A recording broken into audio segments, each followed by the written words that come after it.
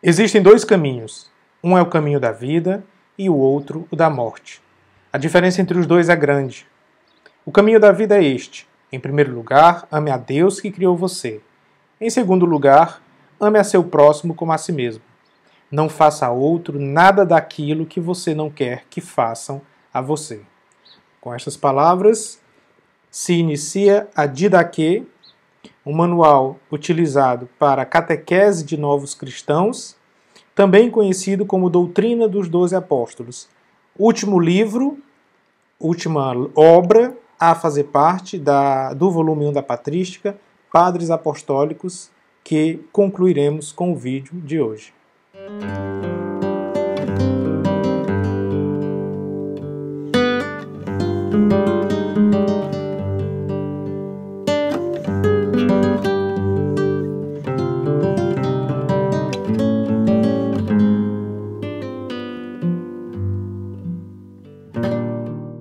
Olá, meus amigos, minhas amigas, espero que tudo esteja em paz com vocês. Estamos aqui mais uma semana conseguindo manter este compromisso de lançar um vídeo por semana, apesar de que na semana passada a gente saiu com um vídeo com um pouco de atraso. Peço desculpas mais uma vez, mas como já expliquei, foi por uma boa causa, tá bom?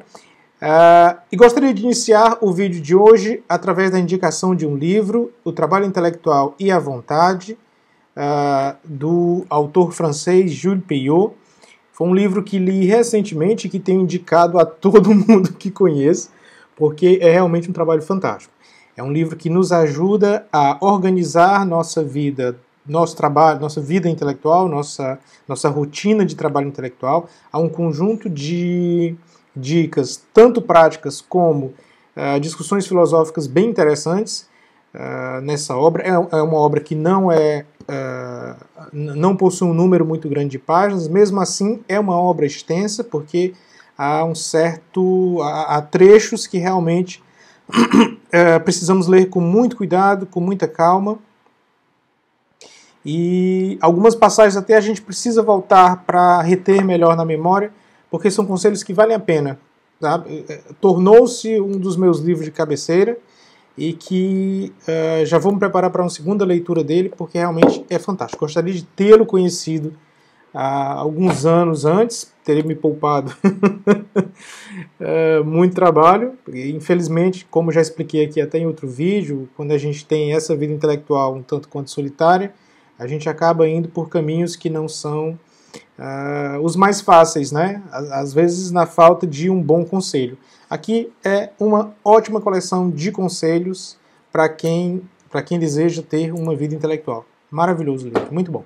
Bom, hoje vamos falar sobre a última obra que está no volume 1 da Patrística, Padres Apostólicos. Falaremos hoje da Didaquê, ou Doutrina dos Doze Apóstolos. Fiz aqui, como sempre, uma rápida pesquisa sobre... Bom, desculpa, na verdade não foi tão rápida, eu fiz, na verdade, uma ampla pesquisa sobre a Didaquê, mas como eu expliquei desde o primeiro vídeo, eu vivo em uma cidade do interior e não tenho acesso muito facilmente a boas bibliotecas ou a bibliotecas muito extensas, né, com grande quantidade de material.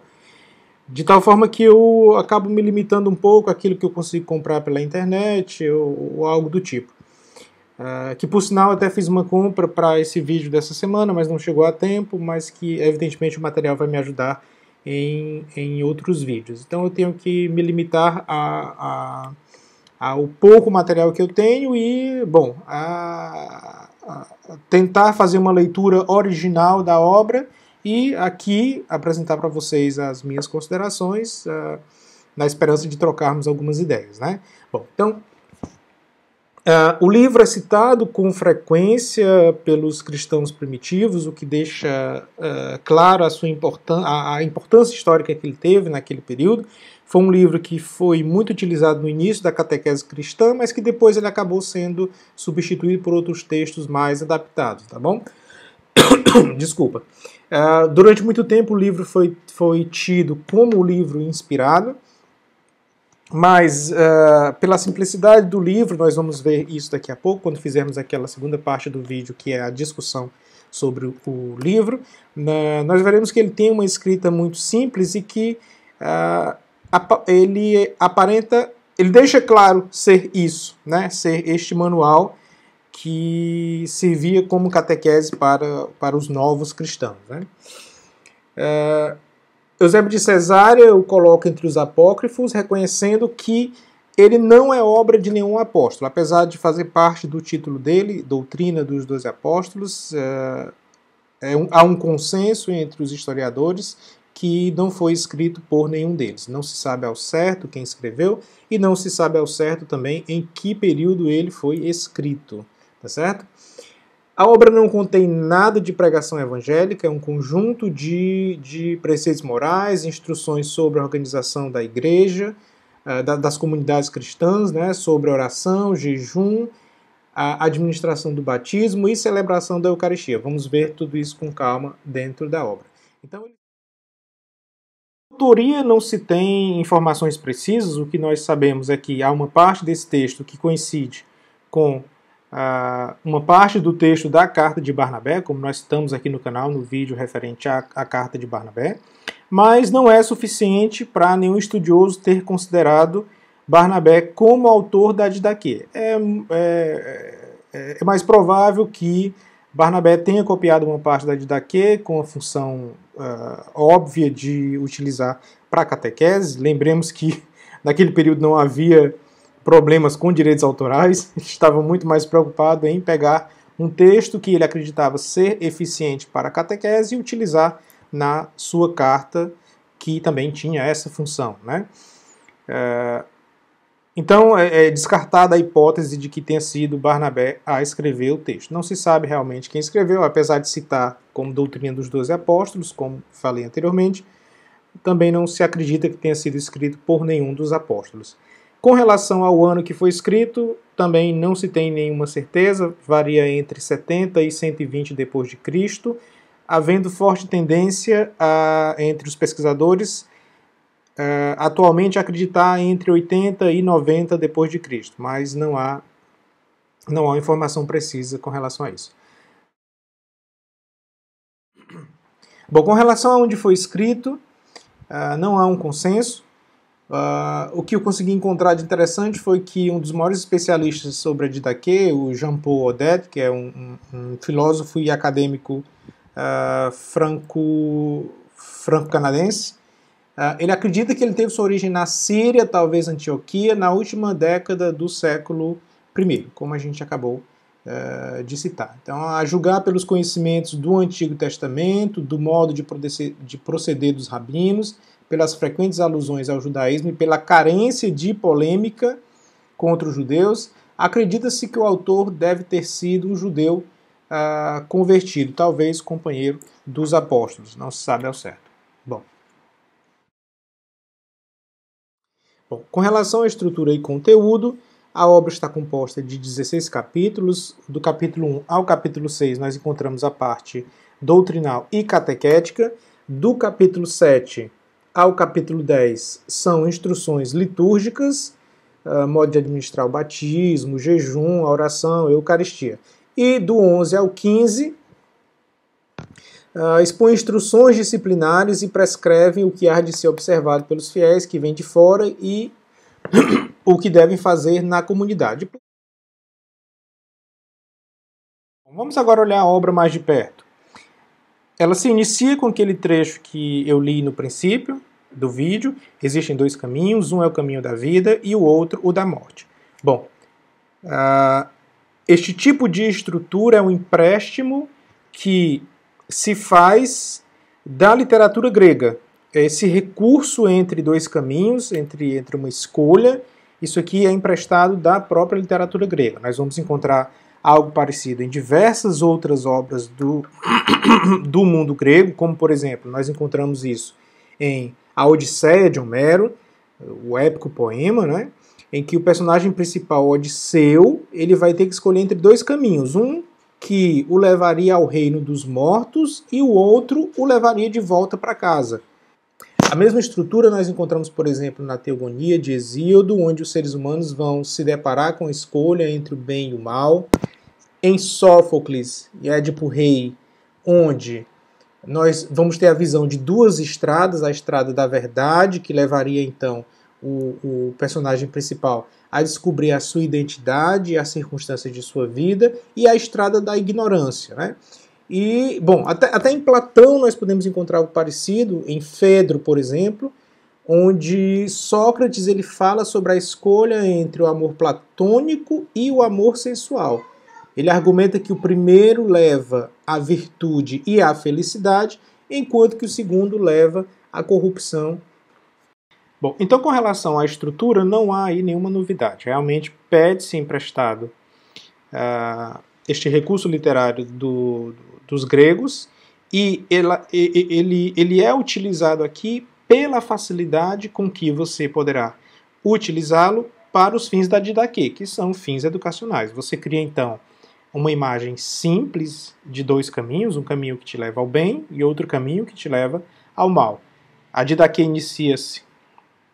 se inicia, então, citando aqueles passos que vão te levar para o bem e te indicando quais passos você deve evitar para não ir em direção ao mal. Ao primeiro momento, ao vermos isso, nós observamos como uma imagem simplista e irreal, né? Porque na nossa vida de cristão, a boa parte do tempo nós estamos com um pé num caminho e um pé no outro caminho. A ideia é que evitemos o máximo possível pisar no caminho errado, mas a gente sabe que faz parte da nossa vida como cristãos, né?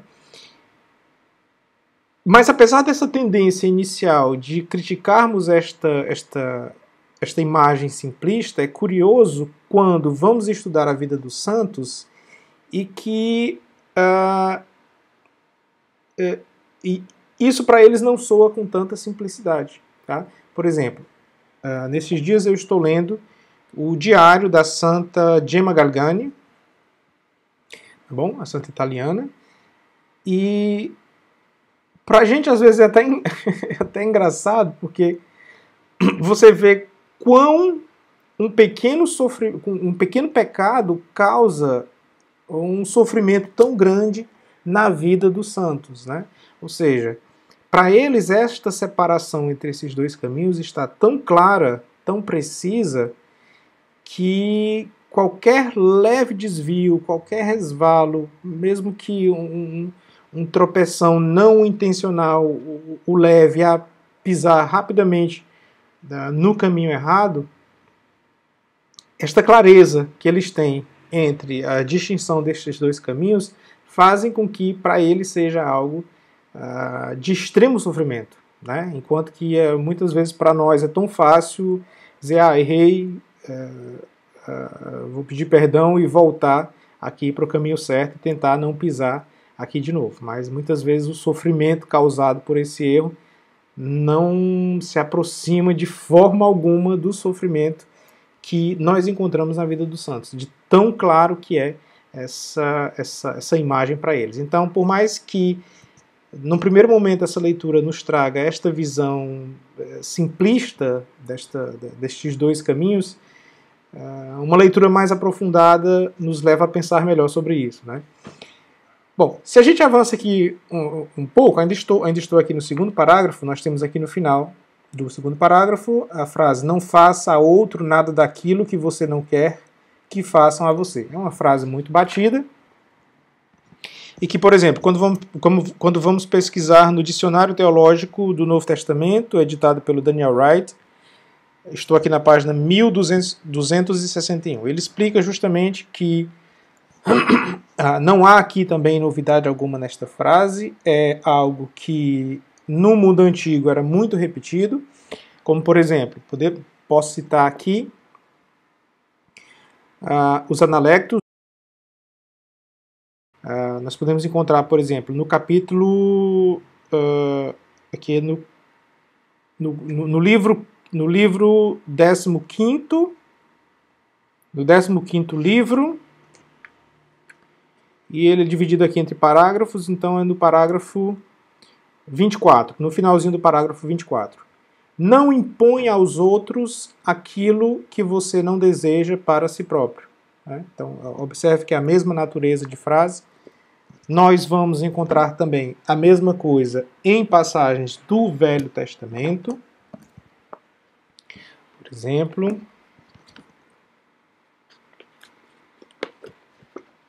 peço desculpas. Por exemplo, nós encontramos aqui no Tobias 4:16. Guarda-te de jamais fazer ao trem o que não quererias que te fosse feito. Bom, a frase não é novidade alguma aqui, né? Não é algo que aparece pela primeira vez justamente na Didaquê, é algo que já está dentro, espalhado em toda a cultura antiga, mas que pela sua verdade, pela sua conformidade ao cristianismo, é natural que aqui ela esteja também, né? O que também nos leva a pensar que, no fim das contas, a Didaquê também possuía um pouco disso, da sabedoria popular unida ali numa obra, e que aquele que a escreveu acreditava-se estar em conformidade com os ensinamentos de Cristo. Tá bom? Didaquê é, então, um livro preocupado com a vida da igreja, com conselhos práticos, como, por exemplo, com relação ao batismo, que encontramos na página 351. Quanto ao batismo, procedam assim. Depois de ditas todas essas coisas, batizem água corrente, em nome do Pai, e do Filho, e do Espírito Santo. Se você não tem água corrente, batize em outra água. Se não puder batizar em água fria, faça-o em água quente. Na falta de uma e outra, derrame 3 vezes água sobre a cabeça, em nome do Pai, e do Filho, e do Espírito Santo. Antes do batismo, tanto aquele que batiza como aquele que vai ser batizado, e se outros puderem também, observem o jejum. Aquele que vai ser batizado, você deverá ordenar jejum de 1 ou 2 dias. Bom, primeiramente, é conhecida já a relação entre a água e a graça divina, né? Citada em vários pontos da Bíblia. Por exemplo, eu separei um aqui para vermos. Jeremias 2, versículo 13. Porque meu povo cometeu uma dupla perversidade. Abandonou-me, a mim, fonte de água viva, para cavar cisternas fendidas, que não retêm a água. Né? Então, há essa relação, além da relação direta que nós vimos aqui no texto. Né? E, como eu disse, o livro ele vai nos trazer estas informações, estas instruções sobre como deve ser feito, como deve ser realizado cada um dos eventos envolvendo ali aquele catolicismo primitivo. Bom, logo a seguir vem um trecho que fala sobre o jejum e a oração, em que é uma passagem bem interessante. Não rezem como os hipócritas, mas como o Senhor ordenou no seu evangelho. Rezem assim: Pai nosso que estás no céu, santificado seja o teu nome. Venha o teu reino, seja feita a tua vontade, assim na terra como no céu. Dá-nos hoje o pão nosso de cada dia, perdoa a nossa dívida, assim como também nós perdoamos aos nossos devedores. E não nos deixeis cair em tentação, mas livrai-nos do mal, porque teu é o poder e a glória para sempre. Rezem assim 3 vezes por dia. Bom, acredita-se que essa referência de 3 vezes por dia é uma referência a um costume dos judeus, tá? Mas o interessante aqui é que nós temos essa versão do Pai Nosso que, como é sabido, na própria Bíblia nós encontramos 2 versões dele também. Nós temos uma em Mateus, né? Mateus 6, começa no versículo 9, nós temos aqui o Pai Nosso. Eis como deveis rezar. Pai nosso que estais no céu, santificado seja o vosso nome, venha a nós o vosso reino, seja feita a vossa vontade, assim na terra como no céu. E por aí vai. E nós temos uma outra versão, também modificada, evidentemente, que está em Lucas, né, Lucas 11 aqui, 10, isso.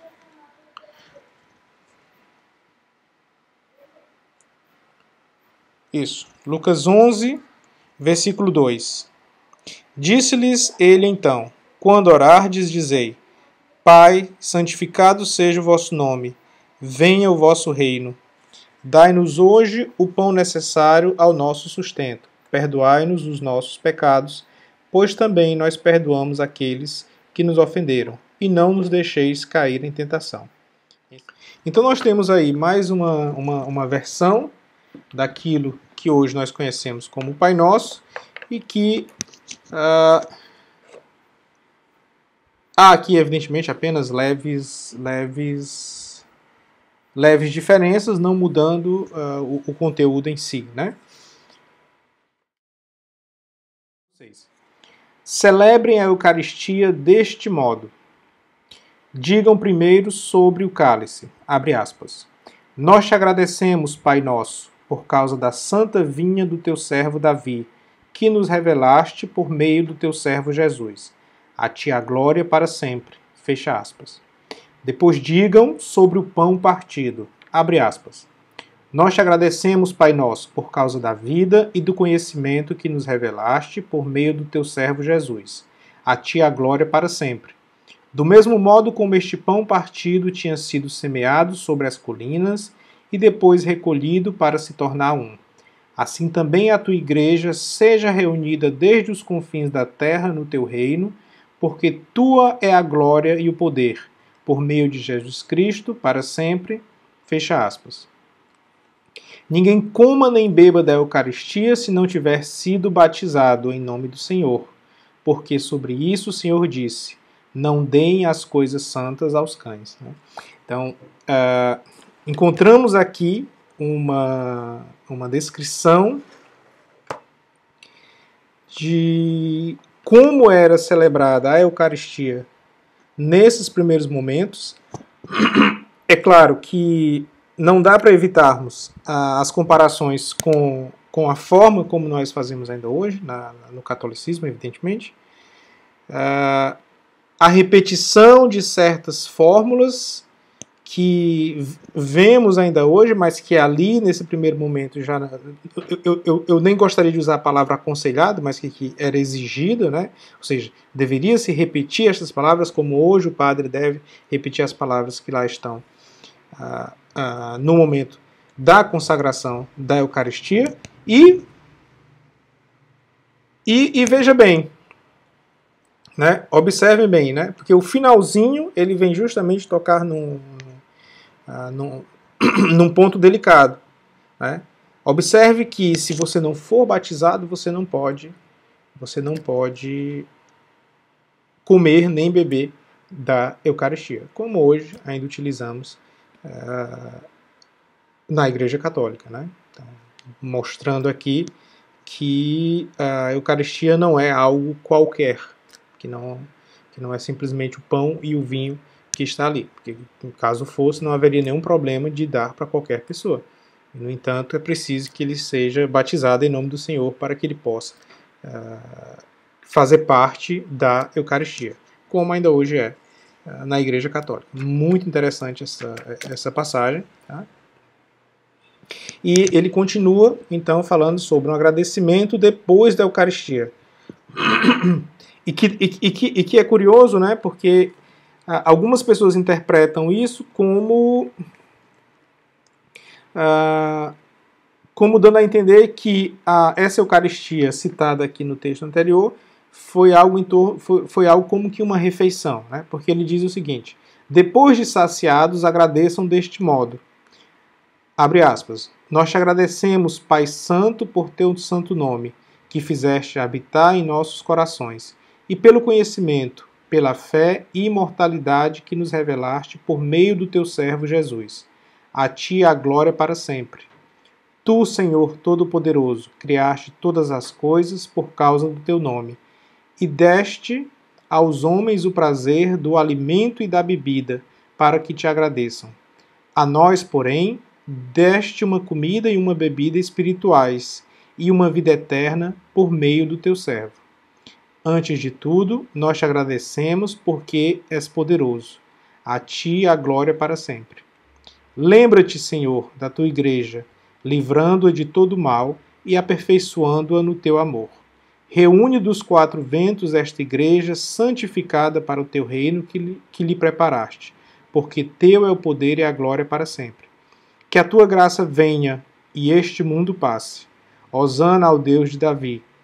Quem é fiel, venha. Quem não é fiel, converta-se. Deixem os profetas agradecer à vontade. Aí ele dá aqui a instrução para que o profeta, no fim, faça aí um agradecimento qualquer, sem precisar seguir a fórmula como aqui está dada. Bom, algumas pessoas utilizam este texto, principalmente esse princípio, depois de saciados, como eu falei, para defender que aqui na Eucaristia houve realmente uma refeição apenas abençoada.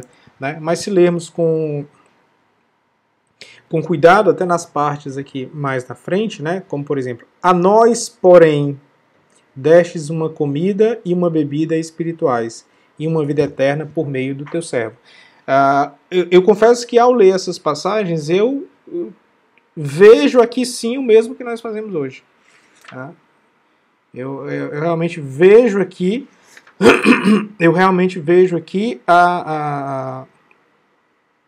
a repetição do gesto eucarístico que vemos a cada domingo, por exemplo, nas nossas missas.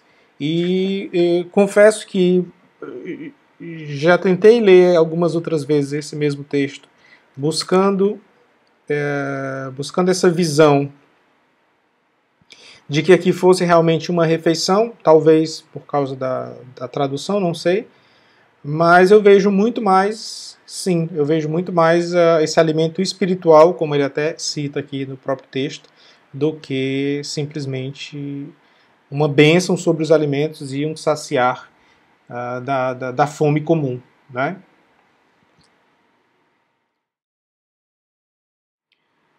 Bom, a seguir ele segue com discussões sobre a vida comunitária e vai nos trazer um texto muitíssimo interessante sobre verdadeiros e falsos pregadores. Gostaria de ler para vocês.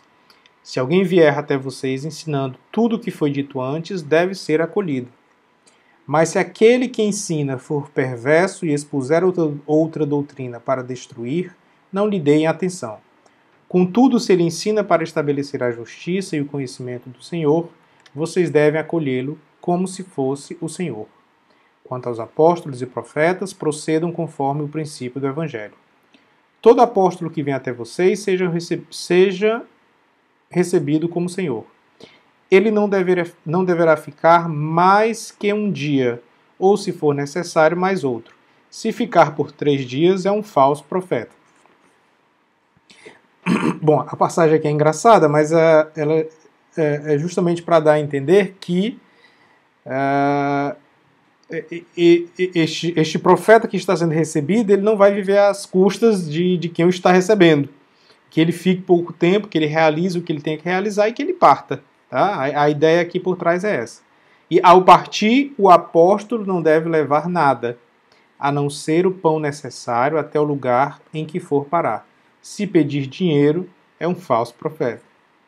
Não coloquem à prova nem julguem um profeta que em tudo fala sob inspiração, pois todo pecado será perdoado, mas esse não será perdoado. E aí, chegamos no ponto que foi o que eu achei mais interessante. Nem todo aquele que fala inspirado é profeta, a não ser que viva como o Senhor. É assim que vocês conhecerão o falso e o verdadeiro profeta. Quantos não citam a palavra de Deus, mas não vivem como o Senhor?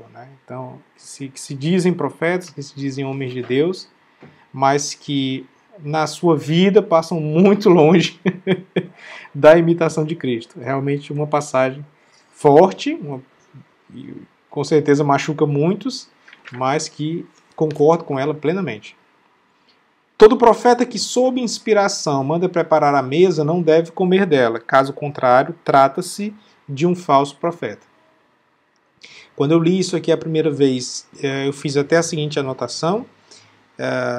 Isso não poderia ser um ataque ao padre que comunga conosco, né? E lhes confesso que agora, numa segunda leitura, eu continuo sem compreender muito bem. Tá? Ou justamente isso aqui venha ao encontro daquilo que eu estava defendendo na parte anterior, que realmente esta parte da Eucaristia não se trata de uma refeição comum, né? Que se trata realmente do milagre eucarístico que nós temos na missa até hoje. Né? Todo profeta que ensina a verdade, mas não pratica o que ensina, é um falso profeta. Todo profeta comprovado e verdadeiro que age pelo mistério terreno da igreja, mas não ensina a fazer como ele faz, não será julgado por vocês, ele será julgado por Deus. Assim também fizeram os antigos profetas. Se alguém disser sob inspiração, dê-me dinheiro ou qualquer outra coisa, não o escutem. Contudo, se ele pedir para dar a outros necessitados, então ninguém o julgue. Né?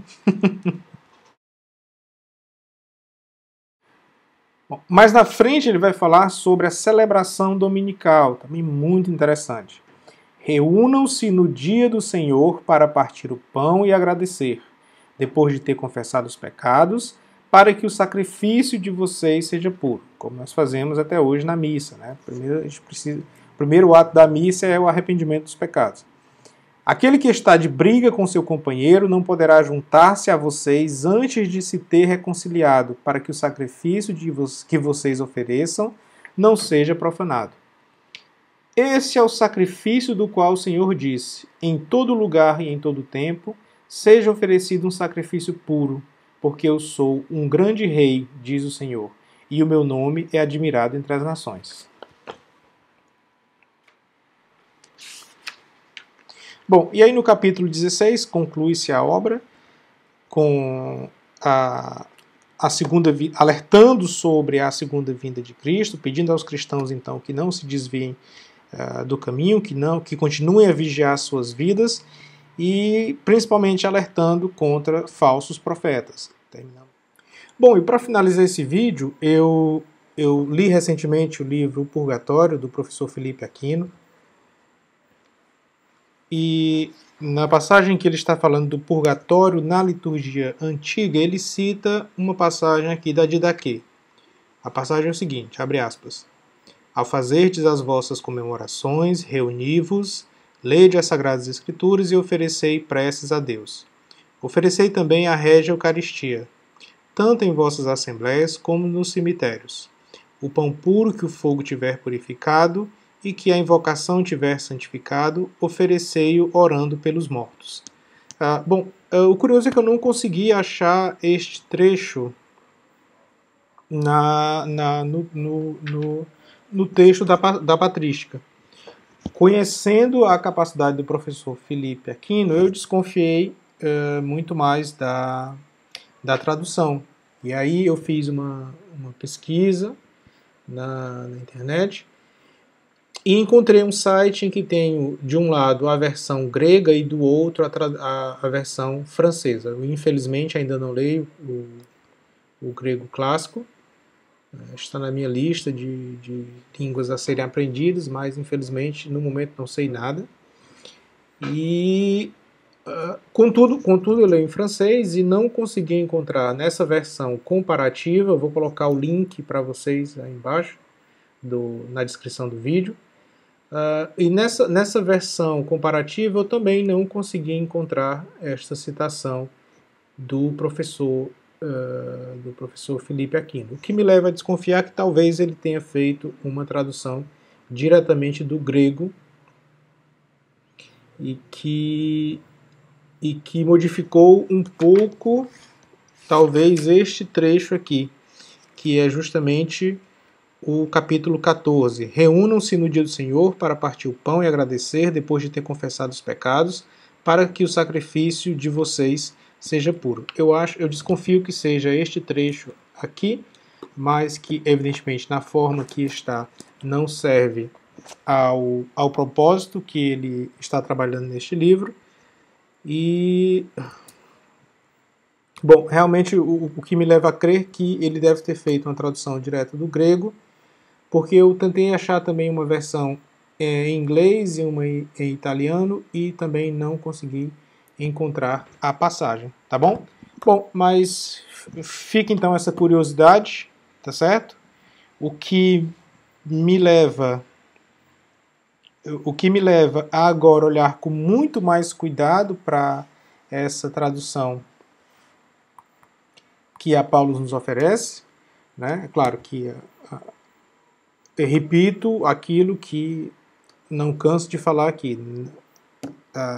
Esse trabalho da Paulus é maravilhoso, é magnífico, e é claro que não é algo desse tipo que vai fazer com que esse material aqui não tenha a sua qualidade.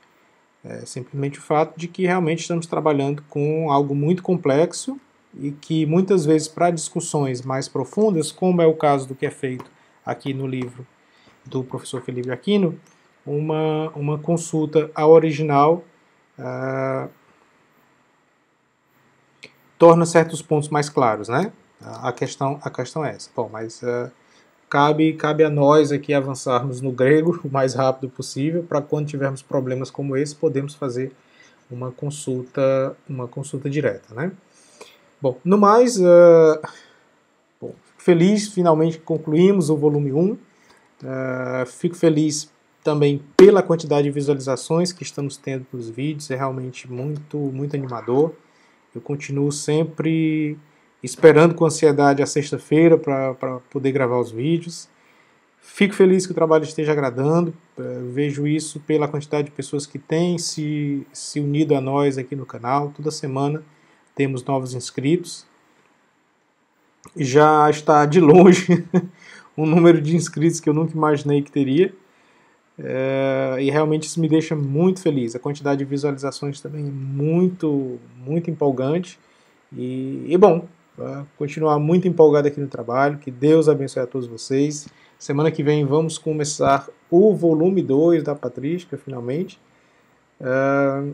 E no mais, enfim, só tenho a agradecer por essa gentileza de virem aqui, assistir esses vídeos, acompanhar esse trabalho. Eu sei que, num certo aspecto, ainda é um trabalho um pouco mal feito e tudo, mas a ideia aqui é realmente apresentar esta estrutura nua e crua, que é justamente o meu processo de estudo, né? E é claro, aqui estamos abertos a todo momento acompanhar o estudo dos demais. O objetivo do canal é justamente esse, é criar debates, não debate no sentido de polêmica, não é o interesse aqui, mas o debate realmente intelectual, né? E, bom, é claro, estamos abertos aqui para acompanhar justamente todo o processo dos demais que estiverem acompanhando o canal. Como eu disse, estou realmente muito empolgado ainda, muito feliz. E, bom, só tenho a desejar um bom fim de semana para vocês, uma boa semana. Semana que vem estaremos aqui com fé em Deus novamente. E, como eu disse, iniciaremos o volume 2. Estamos avançando aí muito bem, com tempo suficiente para aqueles que, mesmo ocupados, mesmo tendo trabalho o dia inteiro, conseguem tirar um tempinho ali à noite para ler um pouquinho o material e conseguir acompanhar o trabalho que estamos fazendo. Tá bom? Um abraço para todos, que Deus abençoe e até semana que vem.